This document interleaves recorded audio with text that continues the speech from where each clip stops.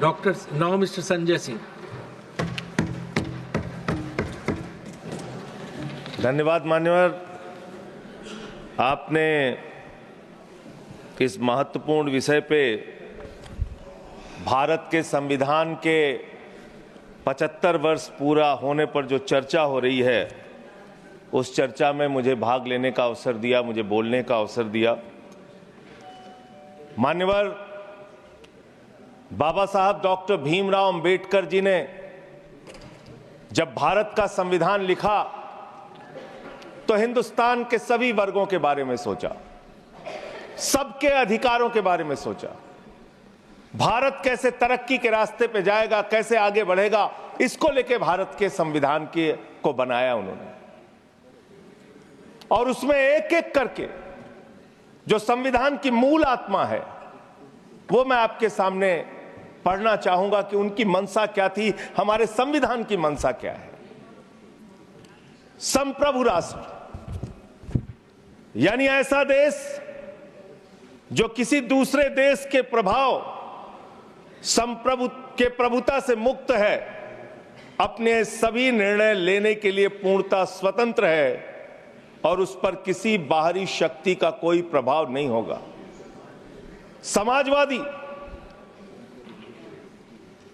समाजवाद एक ऐसा विचारधारा है जो ये मानती है कि समाज के सभी लोगों तक संपन्नता का हिस्सा पहुंचना चाहिए।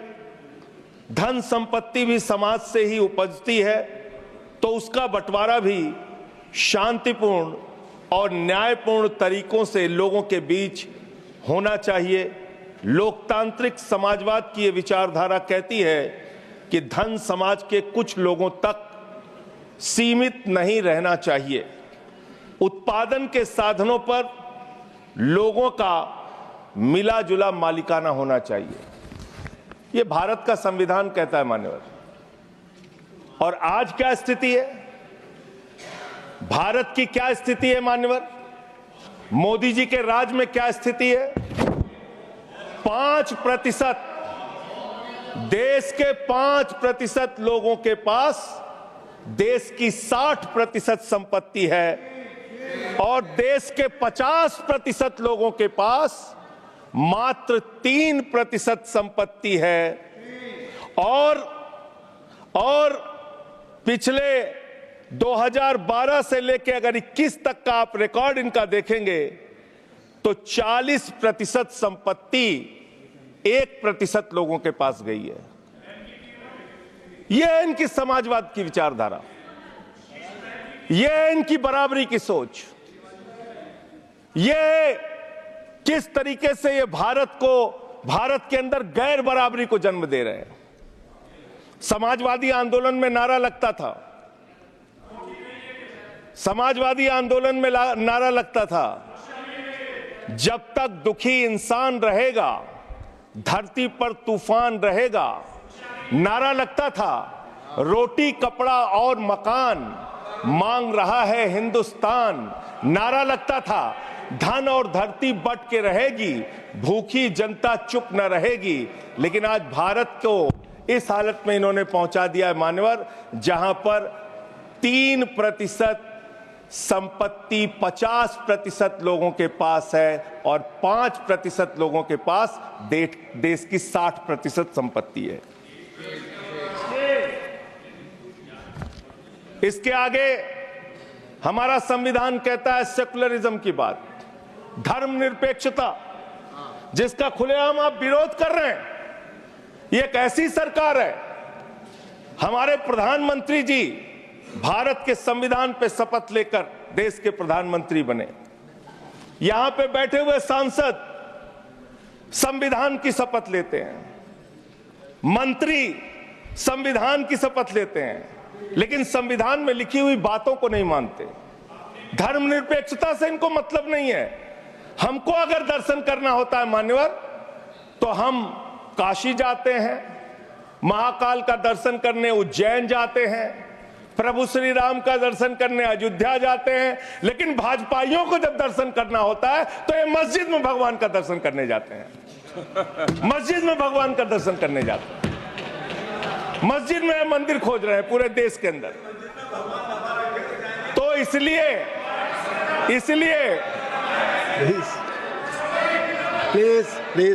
मान्यवर, इसलिए मैं इनसे कहना चाहता हूं, कृपया घबराओ मत, सीट पर चीखना चिल्लाना शुरू कर देते हैं जैसे ही बोलता हूं, चीखना चिल्लाना शुरू। मान्यवर, ये भारत खोदो योजना चला रहे देश में, भारत खोदो योजना। अरे मैं कहता हूं, अगर इतना ही खोदना है, कल को कोई आके दावा करेगा संसद को खोद दो, कम से कम प्रधानमंत्री की डिग्री मिल जाएगी, उसका तो पता चल जाएगा कहां है। संसद खोद दो, ये भारत खोदो योजना बंद करो, इससे देश का विकास होने वाला नहीं है। आपने शिक्षा में क्या हालत की देश की, माननीय शिक्षा मंत्री जी यहां पे बैठे हुए हैं, मैं बताना चाहूंगा शिक्षा के स्तर को आपने कहां पहुंचा दिया। 11 लाख, अरे क्या क्या यहां बोला गया, मैंने खूब सुना है, आप ही लोगों से सीखा है। 11 लाख बच्चों को सरकारी स्कूल से दूर किया गया, 11 लाख बच्चों को। यह देश के अंदर शिक्षा की व्यवस्था है, और इसमें सबसे ज्यादा मान्यवर, अगर किसी राज्य की भागीदारी है जहां पे सबसे ज्यादा बच्चे सरकारी स्कूल से दूर हुए हैं, पिछले 8 महीने का आंकड़ा शिक्षा मंत्रालय ने लोकसभा में रखा, 11 लाख में से अकेले 7,84,000 बच्चे उत्तर प्रदेश में सरकारी स्कूलों से दूर गए। ये कर रहे हैं शिक्षा के नाम पे आप। देश की शिक्षा की व्यवस्था की हालत यह कर दी आपने। 63,000 बच्चे आसाम में सरकारी स्कूलों से दूर हुए। यह सरकार का आंकड़ा, मैं अपनी ओर से नहीं पढ़ रहा हूं। जब सरकार से पूछा गया शिक्षा पे कितना खर्च करते हैं, जीडीपी का कितना हिस्सा शिक्षा पे खर्च करते हैं, पिछले 3 वर्षों से भारत की सरकार जीडीपी पे 0.4% शिक्षा पे ऊपर खर्च करती है, और दिल्ली की सरकार जहां अरविंद केजरीवाल की सरकार है, हम शिक्षा के ऊपर 25% बजट का हिस्सा खर्च करते हैं मानव। स्वास्थ्य के ऊपर दिल्ली के अंदर 13% हम खर्च करते हैं, और भारत की हमारी सरकार जो अपने आप को कहती है मोदी जी की बड़ी योजनाएं हैं, बड़ी ताकतवर सरकार है, मात्र 2% स्वास्थ्य के ऊपर खर्च करती है। यह इस देश की हकीकत है। कैसे समानता आएगी, कैसे संविधान में लिखी हुई बातों की सुरक्षा हो पाएगी। मैं दिल्ली की बात करूं, अगर एक राज्य सरकार दिल्ली के लोगों ने भी चुना जिसको आप चलने नहीं देते, बार बार उसके ऊपर रोक लगाते हैं, लेकिन उस राज्य सरकार के काम क्या हैं वो आपको जानना बहुत जरूरी है। एक ऐसी सरकार जिसने, अब देखिए टोका टोकी करेंगे, बोलिए ना, आप बोलिए, आप क्यों उधर बात अभी ये लोग जब बोल रहे थे मैं चुपचाप सुना, आप बोलिए। अगर जेल वेल की बात करोगे ना, जिस दिन सत्ता परिवर्तन होगा एक भी आदमी बाहर नहीं दिखेगा। फिर ऐसी बातें मत करो, आपस में बात नहीं। ये धमकी देने की बातें मत करो। संजय जी, आपस में कोई बात नहीं। संजय जी प्लीज, नहीं कोई नहीं, आप लोग आपस में बात कंट्रोल कीजिए सर, सभी लोग आपस में बात, प्लीज आप बैठे रहे, प्लीज। ऐसे धमकी देकर काम मत करो। आप विषय पे बोले, विषय बोले।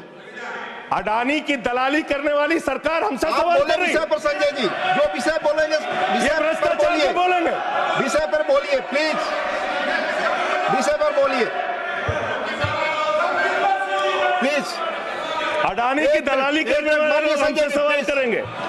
मानिए, मुझे लगता है कि संजय जी अपना आपा खो गए हैं, और उन्होंने अपनी शब्दावली को ध्यान में रखना चाहिए, और ये जो उन्होंने शब्द वाक्य इस्तेमाल किया है ये एक्सपंज होना चाहिए। प्लीज आप बोले, प्लीज प्लीज बैठ। आप सर बोलिए। मैं दिल्ली के काम बता रहा हूँ। आप दिल्ली के काम बताइए, आपस में दिल्ली टीका की टिप्पणी ना सरकार करें। ने क्या किया है मेरा सभी से संविधान की आग्रह है, रक्षा के आपस लिए? में टीका टिप्पणी ना करें। दिल्ली की सरकार ने क्या किया है इस देश के नागरिकों को मजबूत बनाने के लिए? दिल्ली की सरकार ने क्या किया है शिक्षा और स्वास्थ्य पे काम करने के लिए? दिल्ली की सरकार ने क्या किया है बाबा साहब के लिखे गए एक एक शब्द को जमीन पे उतारने के लिए? दिल्ली के अंदर शिक्षा में हमने 25% खर्च किया, स्वास्थ्य में हमने 13% खर्च किया, दिल्ली में हमने बिजली फ्री दिया। पूरे देश में पहली सरकार है जो बिजली फ्री देने का काम करती है। दिल्ली के अंदर केजरीवाल जी ने 200 यूनिट बिजली फ्री, 400 यूनिट बिजली आधे दाम पे दिया। दिल्ली के अंदर केजरीवाल की सरकार ने इलाज मुफ्त किया, पानी मुफ्त दिया।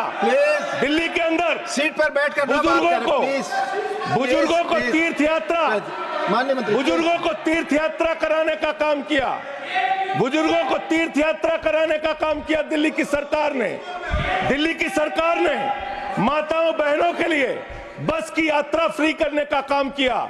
और अगली योजना आ रही है, दिल्ली में केजरीवाल मुख्यमंत्री बनेंगे, दिल्ली की महिलाओं को 2100 रुपए हर महीने उनके खाते में पहुंचाया जाएगा। हम महिला को सशक्त करेंगे, मजबूत करेंगे। संविधान पर भी जोड़िए उसको, संविधान पर बोलिए। संविधान पे बोलिए। हाँ, संविधान पर बोलिए संजय जी।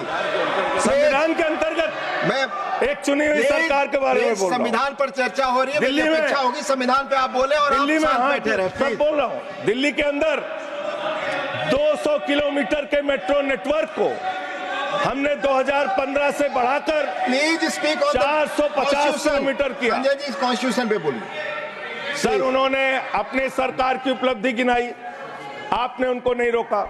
प्लीज, अगर हम दिल्ली में एक चुनी हुई सरकार के काम को बता रहे हैं, हम सबसे आग्रह कर रहे हैं अपने विषय पर बोलिए। जिस राज्य से मैं चुना गया हूं आपसे भी कर रहे हैं, उस राज्य में क्या काम हो रहा है, क्या ये देश इनको दर्द क्यों हो रहा है? प्लीज विषय संविधान पर चर्चा, पेट में तकलीफ क्यों हो रही है? संविधान पे चर्चा हर सदस्य से, इनको तकलीफ क्यों हो रही है? हर सदस्य से हम अपेक्षा करते हैं संविधान पर बोले।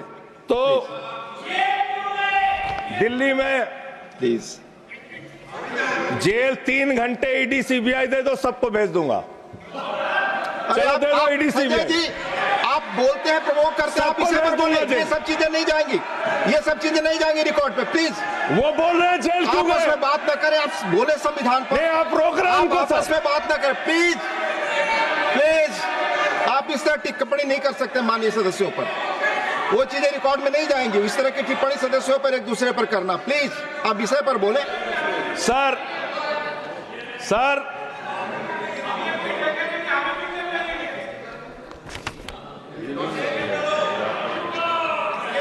3 सर आप ही का चेहरा दिख रहा है सर। नहीं, मेरा चेहरा नहीं, चेहरा आपका दिख रहा, आप बोलिए तो सर आप बोलिए। ये लोग भ्रष्टाचार के खिलाफ जब बोलते हैं, भ्रष्टाचार के खिलाफ जब बोलते हैं भाजपा के लोग, तो लगता है ओसामा बिन लादेन अहिंसा पे उपदेश दे रहा है। ये भ्रष्टाचार के खिलाफ बोलेंगे। 3,02,000 करोड़ रुपए का ठेका इन लोगों ने इलेक्टोरल बॉन्ड के नाम पे लिया सर। 3,02,000 करोड़ रुपए का ठेका इन लोगों ने इलेक्टोरल बॉन्ड के नाम पे बोलिए दिया है। विषय पर प्लीज सर, विषय पर बोलिए सर। जो आप मालूम है कि विषय पर बोले, गाय काटने वाली कंपनी से चंदा लेने वाले लोग मेरे ऊपर सवाल उठा रहे हैं। आपस में बात नहीं, गाय काटने वाली कंपनी से चंदा लेने वाले लोग, प्लीज। ये मंत्री का आचरण है। आप विषय पर बोले संजय सर। देश के अंदर एक चुनी हुई सरकार है, संविधान के तहत वो सरकार चुनी हुई है, संघीय ढांचे का जिक्र उस संविधान के अंदर किया गया है, उसको आप क्यों नहीं मानते? दिल्ली की सरकार को क्यों नहीं चलने देते? हमारे सारे काम पे रोक क्यों लगाते हैं आप? आपने सबसे बेहतरीन देश की काम करने वाली सरकार, एक ऐसी सरकार, जब अमेरिका के राष्ट्रपति की पत्नी हिंदुस्तान आई तो मोदी जी ने पूरे देश का हवाला दिया। गुजरात का स्कूल देख लो, मध्य प्रदेश का देख लो, उत्तर प्रदेश का देख लो, हरियाणा का देख लो। उसने कहा हमें केजरीवाल का स्कूल देखना है, मनीष सिसोदिया ने जो स्कूल बनाया है वो स्कूल देखना है। ये काम हमने किया। आज दिल्ली के स्कूल मॉडल की चर्चा पूरी दुनिया में हो रही है, अस्पताल के मॉडल की चर्चा पूरी दुनिया में हो रही है। ये मंत्री है सरकार के। बच्चों शांत हो जाओ, बच्चों हल्ला मत करो, बच्चों शांत, बच्चों हल्ला मत करो, बच्चों शांत। मान्यवर, ये हमारा टाइम खाने की कोशिश कर रहे हैं। दिल्ली के अंदर चुनाव होने जा रहा है। चुनाव भारत के संविधान का एक बड़ा पर्व माना जाता है। संविधान ने हमें ताकत दी, अपने हिसाब से विधायक चुनिए, अपने हिसाब से सांसद चुनिए, वही मंत्री बनता है, मुख्यमंत्री बनता है, प्रधानमंत्री बनता है। दिल्ली में चुनाव क्या हो रहा है? दिल्ली में कैसे चुनाव कर रहे हैं लोग? ये महाराष्ट्र और हरियाणा का प्रयोग, चुनाव घोटाले का प्रयोग दिल्ली में करना चाहते हैं। और वो कैसे करना चाहते हैं? कैसे करना चाहते हैं? ध्यान से सुनिएगा सर, प्लीज। दिल्ली के अंदर ये चुनाव घोटाले की मैं रिपोर्ट लेके आया हूं। ये रिपोर्ट आज पूरे देश को पता होनी चाहिए। दिल्ली में जो चुनाव करा रहे हैं मान्यवर, ये घपले से जीतना चाहते हैं। शाहदरा में भारतीय जनता पार्टी के एक पदाधिकारी ने 11,008 वोट कटवाने की अर्जी दी। जनकपुरी में भारतीय जनता पार्टी के 24 कार्यकर्ताओं ने 4,874 वोट कटवाने की अर्जी दी। तुगलकाबाद में भारतीय जनता पार्टी के 15 कार्यकर्ता ने 2,435 वोट कटवाने की अर्जी दी। मानिए, आप संविधान पर क्या चुनाव के बारे में बोलना गलत है? प्लीज आप बैठे, प्लीज। क्या संविधान के अंतर्गत चुनाव नहीं होता सर? आप बोले सर, चुनाव के बारे में बोलना गलत है। हाँ, तो ये आप गायब। फ्री एंड फेयर इलेक्शन संविधान ने दिया है। तुगलकाबाद में सर, तुगलकाबाद में एक बूथ है, बूथ नंबर 117। वहां कुल 1337 वोट हैं, उसमें से 554 वोट कटवाने की अर्जी 2 बीजेपी के कार्यकर्ताओं ने दी। पालम में भाजपा के 9 कार्यकर्ताओं ने 1641 वोट कटवाने की अर्जी। माननीय संजय जी, रजौरी गार्डन में सर चुनाव का अधिकार संविधान ने दिया। ऑथेंटिसिकेशन करेंगे। सर, चुनाव का अधिकार संविधान ने दिया। जो आरोप लगा रहे हैं, चुनाव के घपले पे नहीं बोलेंगे यहाँ पे, प्लीज। क्या चुनाव के घपले पे नहीं बोलेंगे? इसको चुनाव, हाँ, ऑथेंटिकेट करूंगा, ऑथेंटिकेट करूंगा sir. I will authenticate it, please. मैं ऑथेंटिकेट करूंगा सर। आपकी बात सुन लिया सर। हरिनगर में आप बैठ जाए जगह पे अपनी। हरिनगर में भारतीय जनता पार्टी के 4 कार्यकर्ताओं ने 637 वोट कटवाने का आवेदन दिया। करावल नगर ने 2 कार्यकर्ताओं ने 3,260 वोट कटवाने की अर्जी दिया। मुस्तफाबाद में एक व्यक्ति ने 534 वोट मैं नहीं कर रहा। I am not एल्डिंग sir, I am not एल्डिंग। Leader of the house, I am not house. नहीं सर, ऐसे आप तो फिर ऐसे अलाउ करेंगे। 1 मिनट आपको हम समय देंगे, आप देखिए। Leader of the house. नहीं, मैं एक ही बात स्पष्ट करना चाहता हूं कि जिस संविधान ने ये ताकत दी है कि वो वोटर्स लिस्ट के बारे में जो चर्चा कर रहे हैं कि उसको कटवाने का, वो प्रोविजन भी संविधान के अंतर्गत ही है। और उसमें देखने वाली बात यह है कि ये इतने दिन सत्ता पे कहीं रोहिंग्या और बांग्लादेशी के वोटों पर तो नहीं बने हुए थे। माननीय संजय जी, इतनी शानदार बात आज की है लीडर ऑफ द हाउस ने सर। मैं इनका नमन करता हूं, इतनी बढ़िया बात इन्होंने कह दी कि मैं इसका जवाब जरूर दूंगा। सर, इन्होंने कहा कहीं ऐसा तो नहीं जिनके नाम काटे जा रहे हैं वो रोहिंग्या हैं। हमारे उत्तर प्रदेश के भाई, हमारे पूर्वांचल के भाई, हमारे यूपी बिहार के भाई जो 40-40 साल से दिल्ली में रह रहे हैं, अपने श्रम, अपने खून पसीने से दिल्ली को बना रहे हैं, आप उनको रोहिंग्या करें।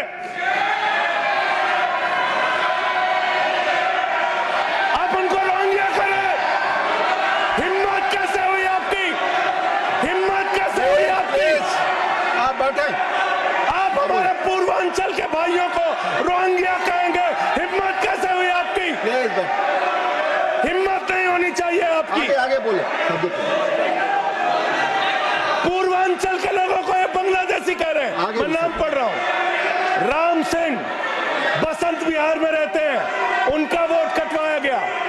राम प्लीज बैठ जाए। बसंत विहार में रहते हैं। आप सब बैठिए, बैठिए। ये पता है सर, आपके सदन पे रखूंगा। ये हिंदू लोग हैं, हिंदू लोग हैं, इनका नाम राम है, इनका नाम राम है, राम, इनका नाम राम है, राम। प्लीज बैठे। छोटेलाल वर्मा, आप बैठे। छोटेलाल वर्मा, अंबेडकर नगर, बस्ती, आरकेपुरम, दिल्ली, इनका नाम कटवाया गया। सोनिया, अंबेडकर नगर, बस्ती, आरकेपुरम, इनका नाम कटवाने की अर्जी दी गई। संतोष कुमार, अंबेडकर नगर, बस्ती, आरकेपुरम, इनका नाम कटवाने की अर्जी दी गई। आशा, अंबेडकर नगर, बस्ती, आरकेपुरम, इनका नाम कटवाने की अर्जी दी गई। गीता, हरकेश, सुशील कुमार, नरेंद्र, सुमन, ये सारे नाम लेके आया हूं। ये हमारे यूपी के, बिहार के, ये दिल्ली में रहने वाले 40-40 साल पुराने रहने वाले लोग हैं। ये बांग्लादेशी नहीं है, ये रोहिंग्या नहीं है। इनको आपने रोहिंग्या और बांग्लादेशी कहा है। पूर्वांचल के लोग आपकी जमानतें जब्त कराएंगे दिल्ली के चुनाव में, देखना। सर आप ही दिख रहे हैं, मेरी बात तो नहीं जा रही। आप ही बोल रहे हैं। सर आपको मैंने नाम पढ़ के बता दिया, ये लिस्ट यहां रखूंगा और मैं चाहता हूं ये ऑथेंटिकेट करने के लिए आपने कहा मैं नाम दूंगा। इसकी उच्च स्तरीय जांच कराइए, कैसे इन लोगों के नाम कटवाने की अर्जी दी जा रही है। यही महाराष्ट्र में घोटाला किया इन लोगों ने, यही हरियाणा के अंदर घोटाला किया इन लोगों ने। ये चुनाव घोटाले से जीतना चाहते हैं, दिल्ली में ये चाल चलेगी नहीं, याद रखना। केजरीवाल और आम आदमी पार्टी यहाँ पे बैठी है, संविधान पर बोलिए। यहाँ पे ये चाल नहीं, संविधान पे बोल रहा हूँ। संविधान, ये चुनाव ही गड़बड़ कर देंगे, आगे बढ़िए। चुनाव ही गड़बड़ करेंगे तो संविधान कहाँ से बचेगा सर? चुनाव ही निपटाने पे लगे हुए ये लोग। सर दूसरी बात हुई दलितों के अधिकार की और बांग्लादेशी घुसपैठिया। सर पिछले 10 साल से हिंदुस्तान में किसकी सरकार है सर? क्या यहाँ पे ट्रंप की सरकार है? क्या ओबामा की सरकार है? यहाँ पे, यहाँ 10 साल से किसकी सरकार है? 10 साल से यहाँ पे महामानव की सरकार है। महामानव की सरकार है 10 साल से। मैं महामानव से पूछना चाहता हूं, नरेंद्र मोदी जी से पूछना चाहता हूं, अमित शाह जी से पूछना चाहता हूं, सीमा की सुरक्षा किसके जिम्मे है? अमित शाह के जिम्मे है। सीमा किससे लगती है? बांग्लादेश की, त्रिपुरा से लगती है, आसाम से लगती है, बंगाल से लगती है। कोई बांग्लादेशी त्रिपुरा से, बंगाल से, आसाम से, झारखंड पार करके, यूपी पार करके, बिहार पार करके दिल्ली कैसे आ गया? आप लोग घास छील रहे थे क्या? आपकी सरकार घास छील रही थी क्या? कैसे आ गए भाई यहाँ पे बांग्लादेशी? और 10 साल में 10 बांग्लादेशी घुसपैठिया दिल्ली से भगाया हो तो उसका नाम बता दो, उसका नाम बता दो। 10 साल में 10 बांग्लादेशी घुसपैठिया दिल्ली से भगाया हो तो उसका नाम बताओ ना। राजनीति क्यों करते हो? नरेंद्र मोदी का दोस्त अडानी बांग्लादेश को बिजली सप्लाई करता है, आप बिजली सप्लाई करता है। प्रधानमंत्री पर आपने भारत की बिजली चोरी करके, भारत की बिजली चोरी करके बांग्लादेशियों का घर रोशन करते हो। संविधान पर बोलिए। हमें ज्ञान बता रहे हो, प्लीज हमको ज्ञान बता रहे हो। हजारों करोड़ की बिजली चोरी करके झारखंड की बिजली। सर आप ही आ गए सर, मेरा तो नाम गायब हो जाता हूं मैं। सर झारखंड की बिजली चोरी करके, भारत की बिजली चोरी करके अडानी बांग्लादेश को पहुंचाता है। ये आप ही सब्सिडेट करेंगे? इसको भी करेंगे। हाँ, करें। जितना आप बोलेंगे सब हाजिर कर देंगे साहब। आप इस सब्सिडेट करेंगे? इसलिए आप लगा रहे हैं। हाँ एकदम करेंगे। ये दोहरी नीति नहीं चलेगी। आपके लड़के कतर के शेखों के साथ बिजनेस करेंगे, दुबई के शेखों के साथ बिजनेस करेंगे, यहाँ मुसलमानों के खिलाफ हिंसा की बात करोगे। मैं एक बात इन लोगों को समझाना चाहता हूँ, दिल्ली चुनाव में आ रहे हो, शांति से आना, एकदम शांति से आना। यहाँ पे अगर गंदी राजनीति की, हिंदू मुसलमान किया, तो हमने दिल्ली वालों को सिखा दिया है। जब तुम कहोगे हिंदू मुसलमान, वो कहेंगे स्कूल अस्पताल, स्कूल अस्पताल, स्कूल अस्पताल। आपको मैं बताना चाहता हूँ, यहाँ किसी भी तरह की तानाशाही और दादागिरी दिखाने की कोशिश मत करना। दिल्ली का चुनाव मुद्दों के ऊपर लड़िए, चुनाव का घोटाला मत कीजिए। चुनाव हार रहे हो तुम 3 बार से, तो तुम सोच रहे हो वोटर लिस्ट में गड़बड़ी करा देंगे। इससे काम नहीं चलेगा सर। हम काम की बात करते हैं, दलितों के अधिकार की बात यहाँ पे हुई, दलितों के अधिकार की बात।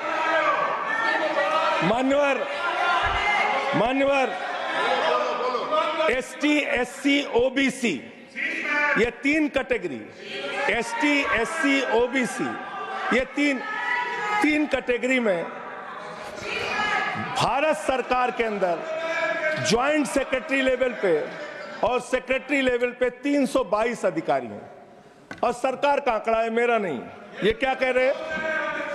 ये कह रहे हैं दलित, एससी कैटेगरी के अनुसूचित जाति 16, एसटी 13, 39 ओबीसी और 254 जनरल कास्ट के लोग हैं। ये आपका दलितों, पिछड़ों और आदिवासियों के प्रति न्याय है। ये कर रहे हैं आप उनके साथ।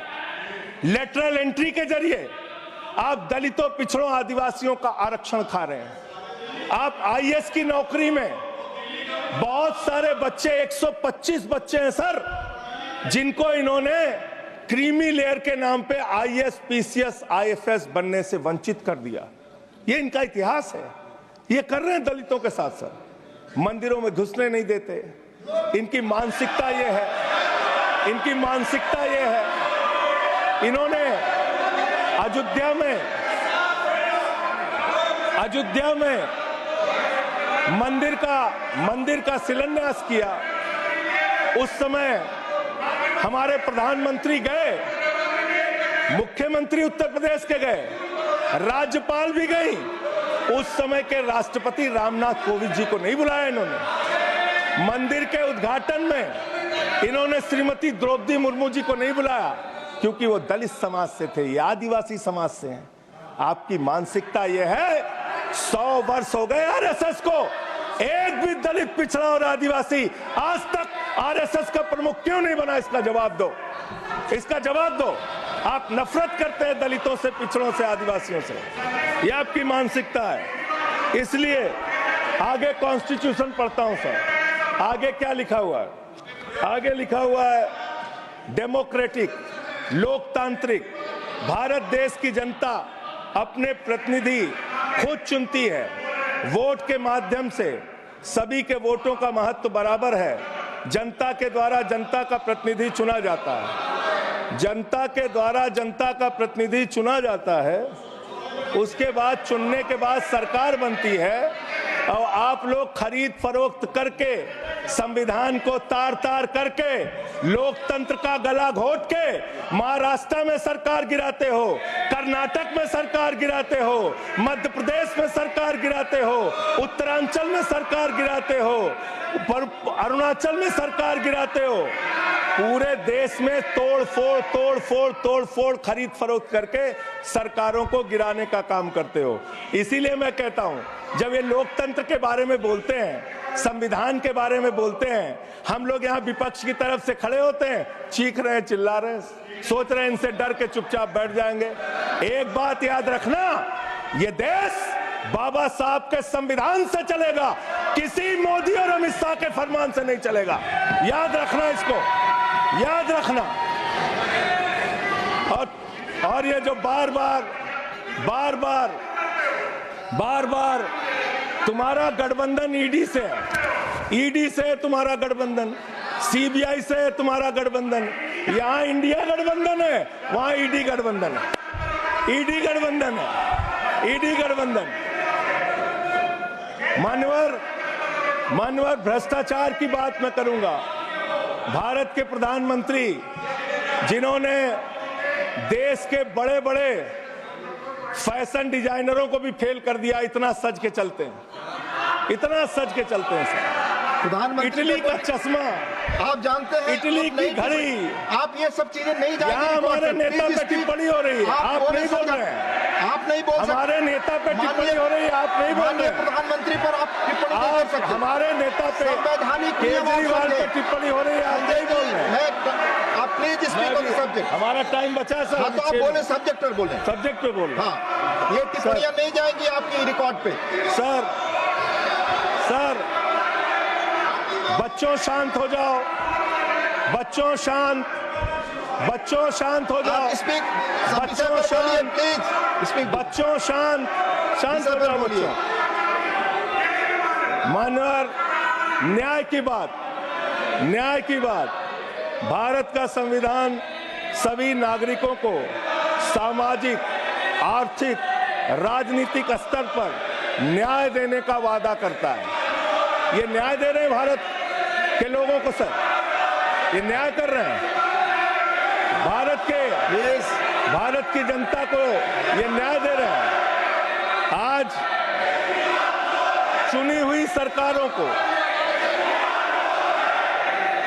प्लीज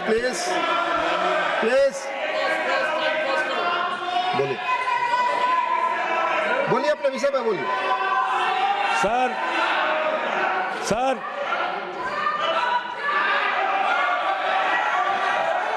ये अगर यहाँ नारा लगाएंगे, आप इनको रोक नहीं रहे हैं। मैं बोल रहा हूँ उनको भी और आपको भी। वो नारे लगा रहे हैं, आपने शुरू किया। माननीय प्रधानमंत्री पर टिप्पणी नहीं, मैं अगर यहाँ नारा लगाऊंगा, प्लीज आप इसे पर बोलिए, संविधान पर बोलिए। तो इसलिए मैं ये कहना चाहता हूं, जरूरत से ज्यादा उतना ही काम करो जितना ठीक लगे। आप इधर बोले, आपस में बात जरूरत से ज्यादा मत उड़ो। संजय जी प्लीज, जरूरत से ज्यादा मत उड़ो। संजय जी, आप गली में शोर है। संजय जी, नरेंद्र मोदी चोर है। कोई बात रिकॉर्ड पे नहीं जाएगी। नरेंद्र मोदी चोर है। कोई बात रिकॉर्ड पे नहीं जाएगी। Not go, please, it will not go on the record. नहीं, please go back to your seats. नहीं, आप ये गलत, नहीं सर, आप दुरुपयोग कर रहे हैं समय का। कैसे केजरीवाल को बोल रहे हैं? केजरीवाल को कैसे बोल रहे हैं? आप सब पीछे जाए, आप प्लीज, आप पीछे जाइए, प्लीज नागर जी, प्लीज आप पीछे जाइए। आप इसे पर बोलिए, इनको चुप कराइए सर। आपने जो भी प्रधानमंत्री जी पर टिप्पणी की है और जो भी नारे उनके खिलाफ लगाए, ये भी बोलिए कि मुख्यमंत्री पर जो टिप्पणी की है वो भी जाएगा। आप बोलिए, वो भी हट जाए। आप वाले बोले, वो भी हट जाए। आपका समय खत्म होगा, मैं खत्म करूंगा। प्लीज मान्यवर, पिछले दिल्ली के अंदर कानून व्यवस्था की क्या हालत है? कल हमने महिला अदालत किया दिल्ली में। देश की राजधानी दिल्ली आज अपराधों से सहमी हुई है, परेशान है। क्या हालत है सर? 2019 से महिलाओं के खिलाफ अपराध में दिल्ली में 41% वृद्धि हुई है। 14,000 महिलाओं के खिलाफ अपराध, हिंसा का अपराध, बलात्कार का अपराध 1 साल के अंदर हुआ है। हर दिन दिल्ली के अंदर 3 से 4 रेप की घटनाएं हो रही हैं और 2019 से 3500 रेप की घटनाएं हुई और प्रतिदिन दिल्ली में 5 से 6 महिलाओं को असॉल्ट किया जाता है। ये आंकड़े हैं सर। 11 महिलाएं और बच्चियां प्रतिदिन किडनैपिंग का शिकार होती है दिल्ली में। ये दिल्ली की हकीकत है। देश की राजधानी में 33% रेप की घटनाओं में और 41% किडनैपिंग की घटनाओं में देश के 19 शहरों के मुकाबले वृद्धि हुई है। दिल्ली के अंदर ये कोर्ट है, सारे रिकॉर्ड रख दीजिएगा। हाँ रख दूंगा। ये कोर्ट, दिल्ली के कोर्ट में सर आपको जान के हैरानी होगी, देश की राजधानी है दिल्ली, दिल्ली के कोर्ट में हत्या की घटना हुई, जज के सामने हत्या सर। जज के सामने हत्या की घटना हुई। आप बताइए, प्लीज ये नारे दिल्ली न में लगाए, रिकॉर्ड पे नहीं जाएगा आपके नारे, प्लीज कृपया कृपया नारे न लगाए आप, प्लीज।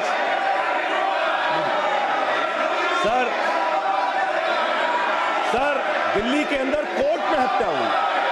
देश की राजधानी में राष्ट्रपति रहते हैं, प्रधानमंत्री रहते हैं, उपराष्ट्रपति रहते हैं, सारे लोग रहते। सर मेरा वीडियो नहीं आ रहा है। आप बोल सारे रहे लोग हो रहते हैं देश की राजधानी में, और इस देश की राजधानी के अदालत में हत्या हो रही है। इसलिए मान्यवर, मैं आपके माध्यम से अनुरोध करना चाहता हूं, अंत में एक बात कह के, आज जब मैं आ रहा था, काशी लंका में रेहड़ी पटरी वालों की दुकानें तोड़ी जा रही हैं, गरीबों को उजाड़ा जा रहा है। जिस राजधानी दिल्ली में हम लोग रहते हैं सर, झुग्गी बस्तियों को तोड़ा गया, झुग्गी बस्तियों को उजाड़ा गया, और हर साल का आंकड़ा है, मैं आपके सामने मेरा रखूंगा। आग्रह होगा, प्लीज अपने सीट पर जाए, प्लीज। मान्यवर,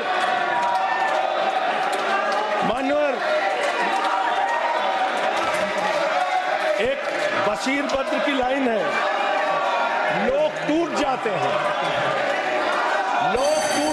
बस खत्म हो रहा है। लोगों के घर उजाड़े जा रहे हैं सर, फिर आप ही का चेहरा आ रहा है सर। गरीबों को घर उजाड़ा जा रहा है दिल्ली में। बशीर बद्र की एक लाइन के साथ अपनी बात को खत्म करूंगा। लोग टूट जाते हैं एक घर बनाने में, तुम तरस नहीं खाते बस्तियां जलाने में। लोगों को उजाड़ना बंद करो। तुमने अयोध्या में उजाड़ा, तुमने काशी में उजाड़ा, तुमने दिल्ली में उजाड़ा। ये बुलडोजर राजनीति से देश का भला होने वाला नहीं है। ये चीखने चिल्लाने से कुछ नहीं होने वाला है, और तुम्हारी तानाशाही के आगे झुकेंगे नहीं कभी। धन्यवाद, ये नारेबाजी लगा के तुम रोक नहीं संजय जी। पाओगे।